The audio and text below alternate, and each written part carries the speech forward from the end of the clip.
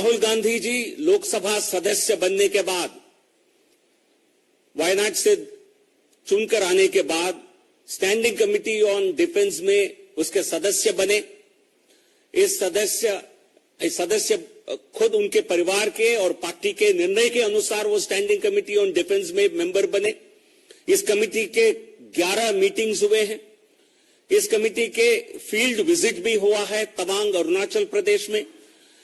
उन किसी भी मीटिंग में न किसी फील्ड विजिट में राहुल गांधी गए।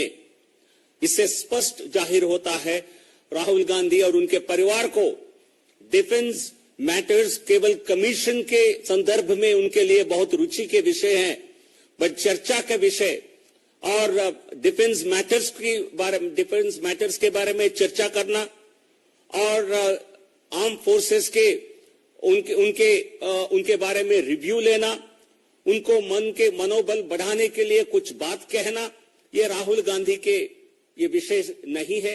केवल और केवल सेना के मनोबल गिराने के लगातार राहुल गांधी द्वारा कोशिश होता है और उनके पार्टी के नेता लगातार बयान देते हैं आर्म फोर्सेस को निशाना बनाते हुए, आर्म फोर्सेस पर सवाल उठाते हुए और आर्म फोर्सेस के वीरता और उनकी ब्रेवरी को नीचे करके उनके मनोबल के गिराने के लिए। तो इसलिए राहुल गांधी और कांग्रेस पार्टी को आज जवाब देना होगा कि राहुल गांधी क्यों गायब रहते हैं स्टैंडिंग कमेटी ऑन डिफेंस में कमेटी में, क्यों 11 मीटिंग्स में एक बार भी उन्होंने समय नहीं निकाला स्टैंडिंग कमेटी के मीटिंग्स अटेंड करने के लिए।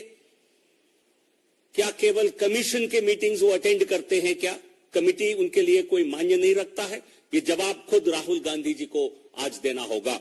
We demand an explanation from Rahul Gandhi as to why he chose to be absent from all the meetings of the Standing Committee on Defense, of which he is a member. He and his party have nominated him as a member on this very important standing committee, which deals with all matters concerning defense and armed forces.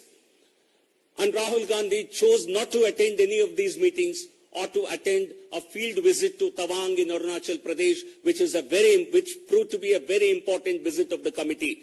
So Rahul Gandhi must apologize to the armed forces, must apologize to the people of this country that he has been in dereliction of his responsibility as a member of parliament and as a member of the standing committee.